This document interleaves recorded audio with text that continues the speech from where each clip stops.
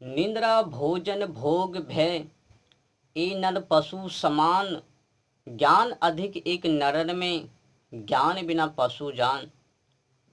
अब जो मानव केवल खाना, केवल भोग करना, सोई पड़े रहना, उनसे ना डरना, भय नहीं होना और ज्ञान से दूर रहना, वंचित रहना, ऐसे मानव धरती का बोझ होवे और साथ साथ में मनुष्य के रूप में पशु तुल्य होवे, पशु के समान होवे।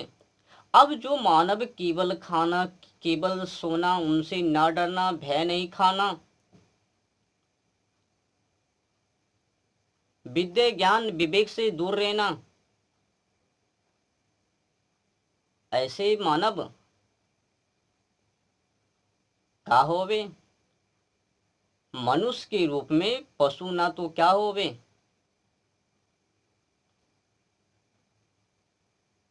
मांस भक्षे सुरापाने हैं, मूर्खे चौ अक्षर वर्जिते हैं। पशु भी पुरुष अकाड़े हैं, भाड़ अक्रांता चौ मेदनी। मांस खाने वाले, शराब पीने वाले मूर्ख और निरक्षर, मनुष्य रूपी पशुओं से सदा दबी यह पृथ्वी पीड़ित रहती है।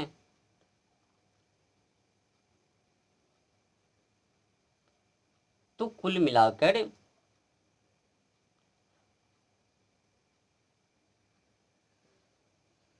अगर माना जाए तो मानव के ऊपर चारों तरफ से प्रहार हो रहा है।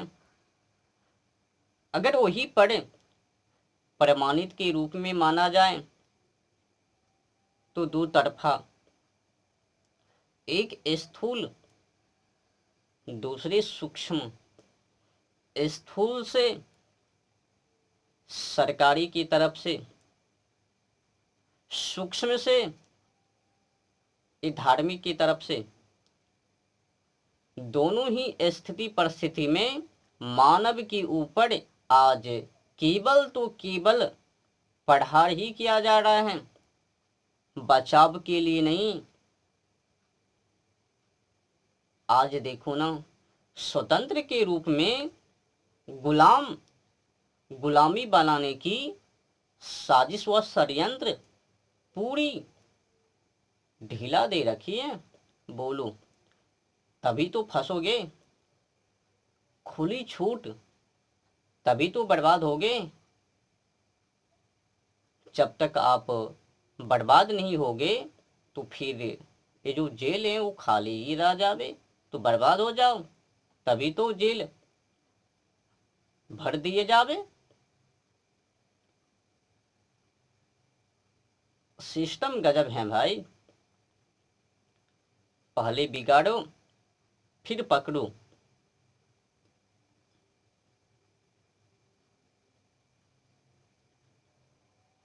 तो कुल मिलाकर आज मानव का ध्यान जलवायु ओजोन परत के ऊपर नहीं है। नास्तिक बन के पुरानी भारतीय संस्कृति, पुरानी परंपरा भारतीय संस्कृति के विरुद्ध खड़ा होके जानवर पंछी के ही तुल्य अपनी आचरण सोच विचार को बनाकर जी रहे हैं। मानव का संबंध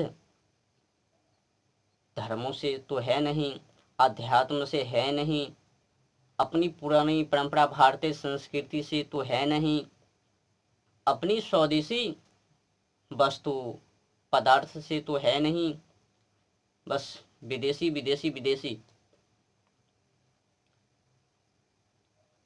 आज मानव अपनी चरित्र को, खान पान को, कपड़े लत्ते को विदेशी बना। स्वदेशी की कोई जरूरत नहीं है, विदेशी।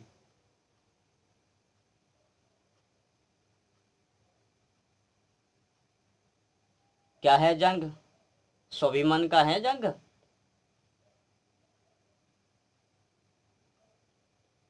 कुल मिलाकर पूरी तैयारी होवे दोनों तरफ से, स्थूल और सूक्ष्म।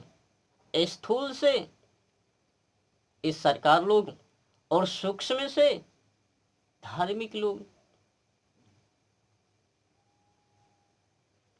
केवल तो केवल मानव को, मानव जीवन जिंदगी को बर्बाद करने के लिए पूरी सिस्टम बना रखी है।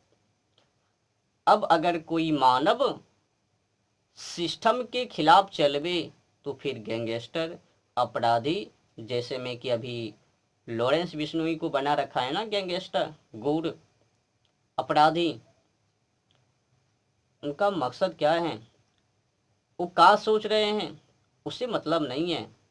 वो बेचारे दिन रात भारत के लिए सोच रहे हैं, अपनी पुरानी परंपरा भारतीय संस्कृति के बारे में सोच रहे हैं, देश को कैसे ऊपर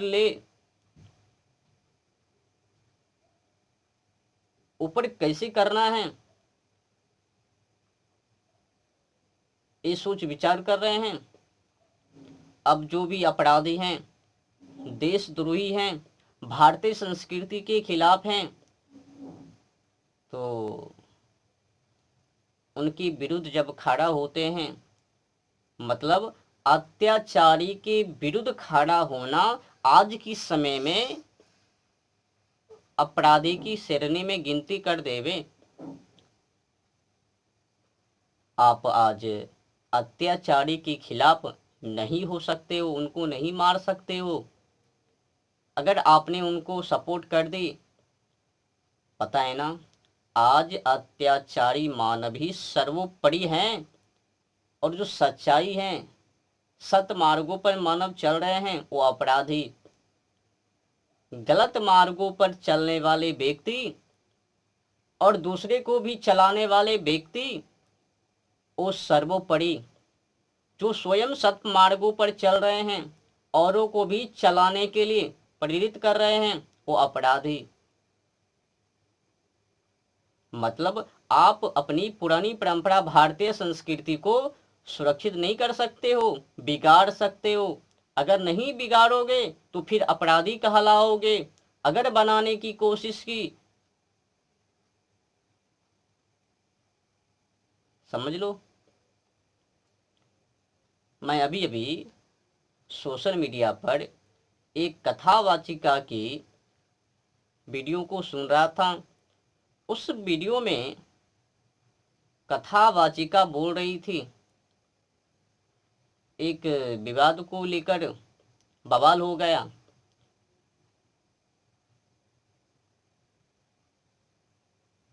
2 लाख की बैग, लेदर यानी चमड़ा, उनसे बनावटी। अब वो सत हैं या नहीं है वो तो पता नहीं, ऐसे तो उनसे मतलब नहीं है। लेदर का है या फिर 2 लाख की बैग, उससे मतलब नहीं है। पर मैंने जो हकीकत में सुना ना उनकी मुख से, मुझे बहुत दुख हुआ। आखिर उतने दिनों से क्या कर रही थी, गजब की भाषण की। उस 2 लाख की बैग से छुटकारा पाने के लिए कथावाचिका ने तोड़ मरोड़ कर अपनी वाणी को बदल ली, केवल बचने के लिए। वो खुद ही बोल रही हैं सोशल मीडिया पर, हमने तो किसी को माना नहीं किया कमाने से, भोग से, ऐसे से वैसे से। मैं तो खुद ही, मैं कोई साधु संत नहीं हूँ, साध्वी नहीं हूँ, विरागी त्यागी नहीं हूँ। जब खुद ही मैं त्यागी नहीं हूँ तो दूसरे को कैसे कहा सकती हूँ। तो मैंने आज तक किसी को भी त्यागने के लिए नहीं कही हूँ।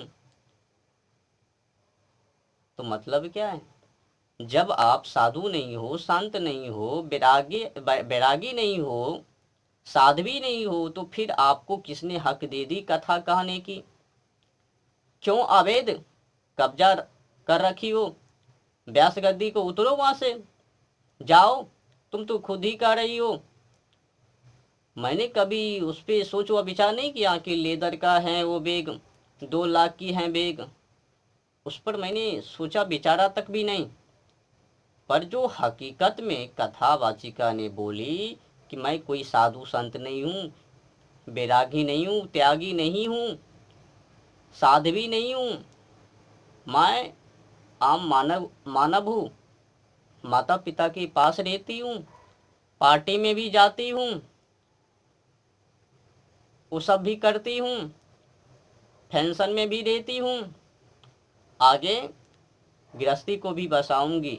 बताओ, एक कथावाचिका के अंदर ये सब इच्छा रहबे तो फिर कथावाचिका काहे कहलावे। साइड हो जाओ, आम मानव की ही जैसे जियो, उन्हीं में पड़े रहो।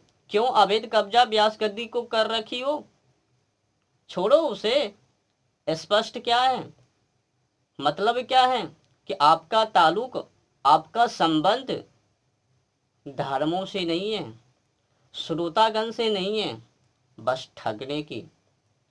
आपने तो जनता को मूर्ख बनाकर रुपा छापने की, पैसा छापने की एक स्रोत बना रखी है।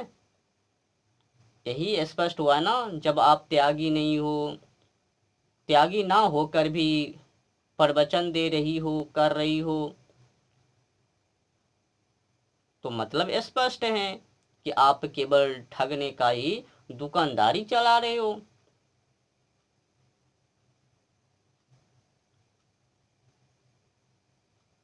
जब आप स्वयं ही त्यागी नहीं हो तो एक दूसरे को त्यागी कैसे बनाओगे। तो कुल मिलाकर आपका वो दुकान हुआ, बिजनेस हुआ, आप कथा नहीं दुकान चला रही हो। यही स्पष्ट हुआ ना, खुद की जाल में खुद फंस गई, खुद की साजिश व षड्यंत्र खुद ही उसमें उलझ गई। मैं त्यागी नहीं हूं, मैं पार्टी में भी जाती हूँ, फंक्शन में भी रहती हूँ, माता पिता के पास रहती हूँ, आगे गृहस्थी को भी बसाने के लिए चाहती हूँ। इस तरह की सोच एक कथावाचिका के अंदर, तब तो आम मानव हो गए। तो फिर ये नहीं बनता है कि वो कथा कहें। अगर व्यास गद्दी पर वो कब्जा किए हुए हैं तो वो अवैध हैं, गैर हैं, उल्लंघन है। मतलब तो साफ है कि व्यास गद्दी का नियमों का पालन नहीं कर रहे हैं, उल्लंघन कर रहे हैं, तो कुल मिलाकर अपराधी है। तो फिर क्यों कथा